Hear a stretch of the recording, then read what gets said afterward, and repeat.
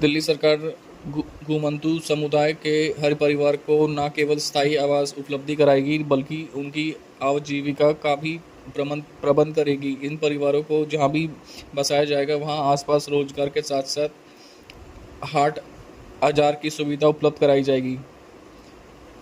यह घोषणा मुख्यमंत्री रेखा गुप्ता ने रविवार को डॉक्टर अंबेडकर अंतर्राष्ट्रीय केंद्र में विमुक्त घुमंतू अर्ध घुमंतु जनजातियों के सशक्तिकरण के लिए आयोजित विमुक्त जाति दिवस कार्यक्रम में की। साथ ही घुमंतु समुदाय ने दिल्ली की संसाधनों और संस्थानों पर समान अधिकार होने की भी बात की है। उन्होंने कहा कि आज़ादी के 78 साल बाद भी घुमंतु समुदाय उपेक्षा और संघर्ष की कठिन परिस्थितियों से जूझ रहा है, जबकि स्वतंत्रता संग्राम में इन समुदायों का महत्वपूर्ण योगदान रहा है। इसके बावजूद पिछली सरकारों ने कभी उसका परवाह नहीं की।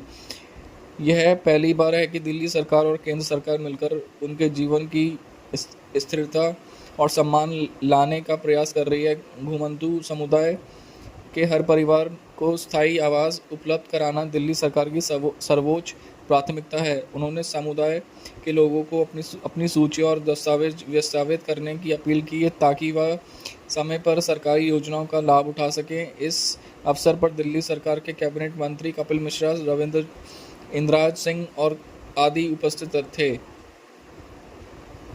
मुख्यमंत्री रेखा गुप्ता ने रविवार को मुख्यमंत्री सेवा सदन मलयाली समुदाय के साथ ओणम उत्सव बड़े उत्साह के साथ मनाया। उन्होंने न केवल पारंपरिक नृत्य प्रस्तुतियों में भाग लिया बल्कि अतिथियों को पारंपरिक ओणम व्यंजन भी परोसे।